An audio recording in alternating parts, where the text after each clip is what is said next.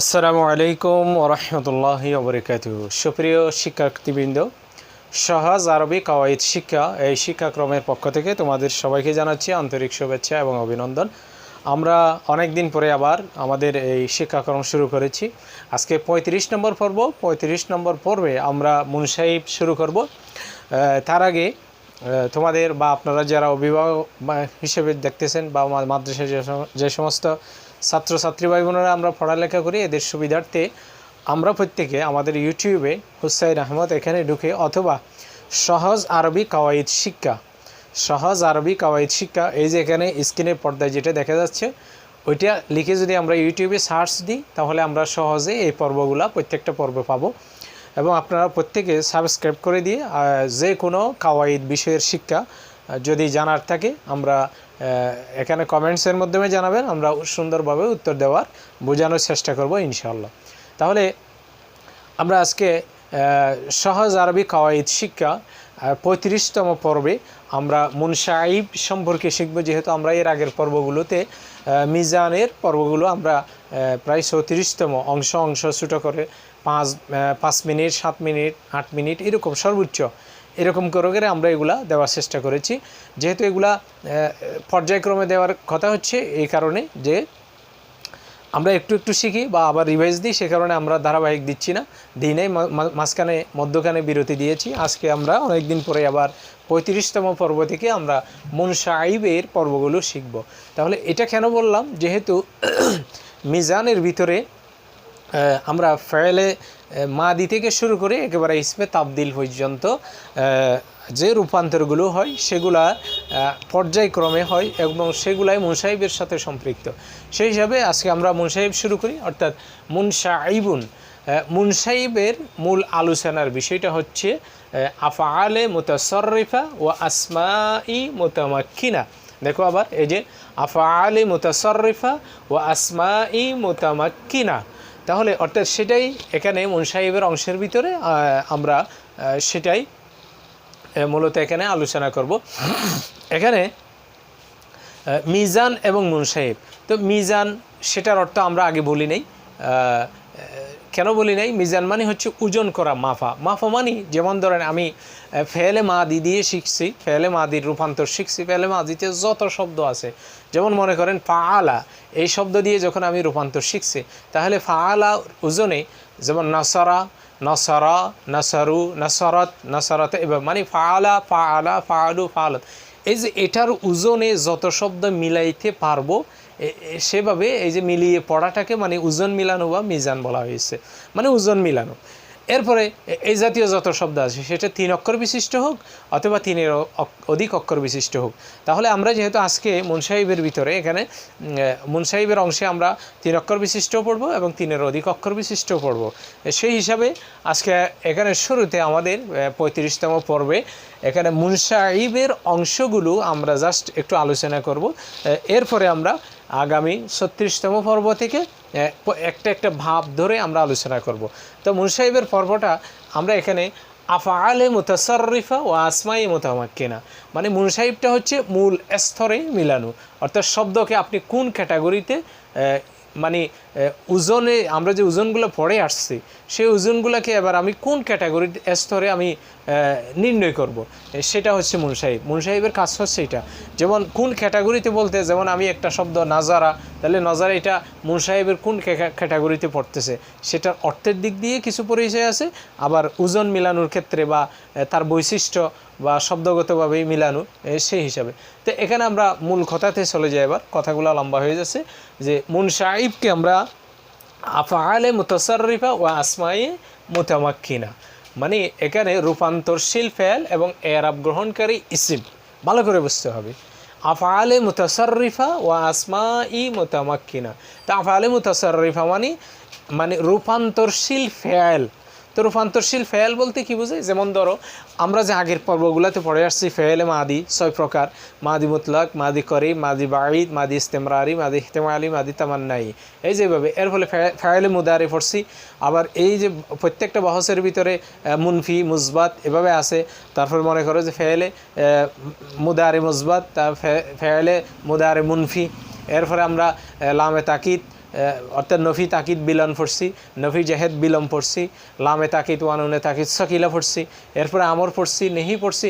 এই যে এভাবে যে রূপান্তরগুলা বহসগুলা যে আমরা পড়ে আসছি, সেই বহসগুলার অধীনে যত ফেলগুলা রূপান্তর হবে এগুলাকে বলা হয়েছে মূলত আফআলে মুতাসাররিফা, অর্থাৎ রূপান্তরশীল ফেল। এই রূপান্তরশীল ফেলটা সম্পর্কে এবং ও আসমাই মুতামাক্কিনা মানে এরাব গ্রহণকারী ইসিম। তো এরাব গ্রহণকারী ইসিম বলতে যেমন এরাব গ্রহণকারী ইসিম কোনটা, এই যে ইসমে ফাইল পড়ছি, ইসমে মফুল পড়ছি, ইসমে আলা পড়ছি, ইসমে তাবদিল পড়ছি, ইসমে জরফ পড়ছি।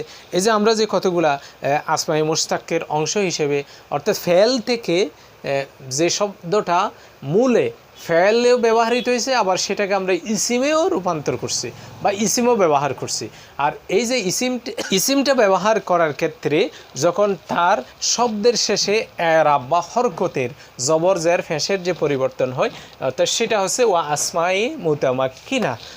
তার মানে আফআলে মুতাসাররিফা মানে এখানে আমি সহজে আমরা বোঝার জন্য এতটুকু বলবো, ফেলে মাদি থেকে আমর পর্যন্ত অথবা ফেলে নেহি পর্যন্ত বা নুনে সকিলা খফিফা পর্যন্ত একেবারে শেষে যে ফেলগুলো আছে, যে ফেলগুলো রূপান্তর হয় এগুলো আফআলে মুতাসাররিফার অন্তর্ভুক্ত।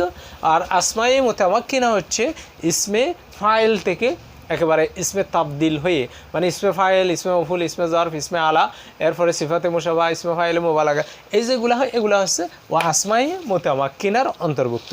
সে কারণে এখানে আফআলে মুতাসাররিফা ওয়া আসমায়ে মুতামাক্কিনা এটা নামকরণ করা হয়েছে। আমরা এবার সেদিক দিয়ে যাব। এবার এই আফআলে মুতাসাররিফা এবং আসমায়ে মুতামাক্কিনা এটাকে প্রথমে আমরা সহজে মনে রাখার জন্য আমরা দুই ভাগে এখানে করে দেখাচ্ছি। সেটা হচ্ছে একটা হচ্ছে মুজাররাদ আর একটা হচ্ছে মাজিদ ফি। মুজাররাদ, মাজিদ ফি। মুজাররাদ মানে যেটা বেশি ব্যবহৃত হয়, মানে যে ওজনের শব্দগুলো বেশি ব্যবহৃত হয়, আর মাজিদ ফি মানে যে ওজনের শব্দগুলো একটু কম ব্যবহৃত হয় সেটা। এখন এই মুজাররাদকে আবার দুই ভাগে ভাগ করছে, সোলাসি মুজাররাদ, রুবাই মুজাররাদ। আবার মাজিদ ফিকে দুই ভাগে ভাগ করছি, সোলাসি মাজিদ ফি, রুবাই মাজিদ ফি। আমরা এভাবে করে এখানে একটু ভাগ দেখালাম। আর তোমরা যখন বইয়ে দেখবা, যখন বিভিন্ন মিজান বইয়ে আমরা এভাবে দেখতে পাই আফআলে মুতাসাররিফা ও আসমায়ে মুতামাক্কিনা, সেটা প্রত্যেকে স্ক্রিনে দেখো, বিভিন্ন বইয়ে এভাবে থাকবে। এক এক বইতে এক এক ধরনের থাকে। আমি একটা স্ক্রিন বা শর্ট এখানে পর্দাতে দিয়ে দিলাম। যেমন ধরো এখানে বোঝানো হয়েছে আফআলে মুতাসাররিফা আসমায়ে মুতামাক্কিনাকে সোলাসি রুবাই দিক দিয়ে ভাগ করে, আবার সোলাসিকে সোলাসি মুজাররাদ এবং সোলাসি মাজিদ ফি, আবার রুবাইকে রুবাই মুজাররাদ, সোলাসি মাজিদ ফি, এভাবে করে ভাগ করে দেখাইছে। আবার মুজাররাদের ভিতরে মুতারাদের 5 ভাব, সাজের 3 ভাব, অর্থাৎ নাসারা, ইয়ানসুরু, দারাবা, ইদরিবু, সামিয়া ইয়াসমাউ, ফাতাহা ইয়াফতাহু, কারমা ইয়াকরমু, এভাবে করে হাসিবা ইয়াহসিবু, ফাদিলা ইয়াফদুলু, কাদা ইয়াকাদু, এভাবে করে অর্থাৎ মুজাররাদের 8 ভাবগুলো সুলাসি মুজাররাদ দেখাইছে। এরপরে রুবাই মুজাররাদের 1 ভাব, সেটা হচ্ছে ফাআলালাতুন, অর্থাৎ এটা এভাবে করে দেখাইছে। এরপরে মাজিদ ফির আবার কতগুলো ভাব আছে, গায়রে মুলহাকে বি রুবাই। এই যে দেখো এখানে এই স্ক্রিনের মধ্যে দেখা যাচ্ছে এভাবে করে মা হামজা ওয়াসল আর বেলা হামজা ওয়াসল, অর্থাৎ কিছু শব্দ আছে শুরুতে হামজা সহ রূপান্তরিত হবে, আর কিছু আছে যে হামজা ছাড়া রূপান্তরিত, অর্থাৎ মাজির সিগাতে।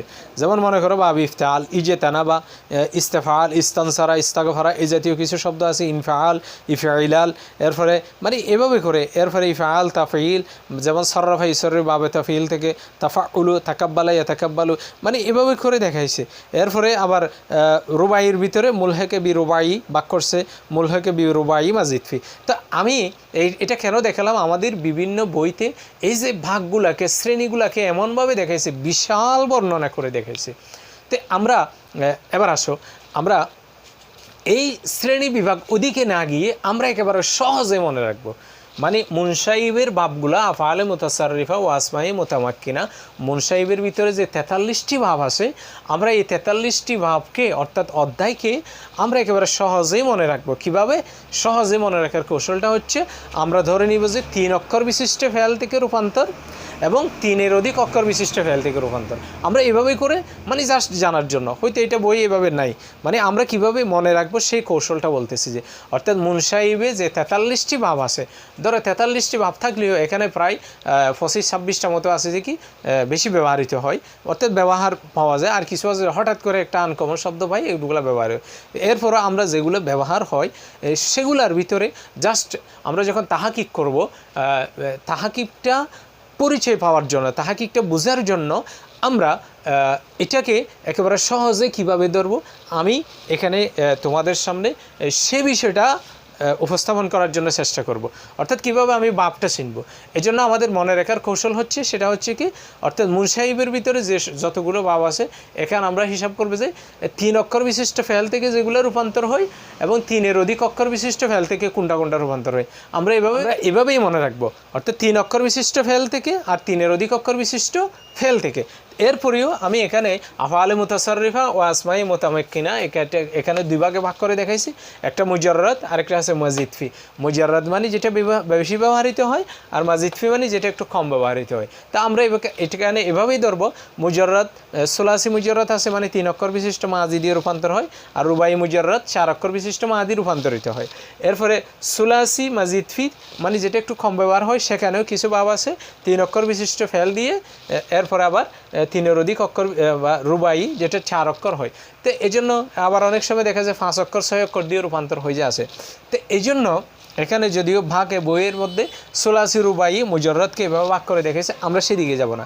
মনে রাখার কৌশল হচ্ছে মুনসাহিবে যে ভাবগুলো ব্যবহার হয় আমরা শুধু লক্ষ্য করব, এভাবে মনে রাখবো 3 অক্ষর বিশিষ্ট ফেল থেকে যেগুলো রূপান্তর হয় আর 3-এর অধিক অক্ষর বিশিষ্ট ফেল থেকে যেগুলো রূপান্তরিত, অর্থাৎ মাজি, অর্থাৎ ফেলে মাদি এবং মুদারে, এই যে শব্দগুলা, এই রূপান্তরগুলা, এই ফেলগুলা যখন 3 অক্ষর বিশিষ্ট ফেল থেকে কোনটা কিভাবে আসে আমি কিভাবে কৌশলে ধরবো, এবং আর 3-এর অধিক অক্ষর বিশিষ্ট কোনটা ধরবো আমরা সেভাবে যাব।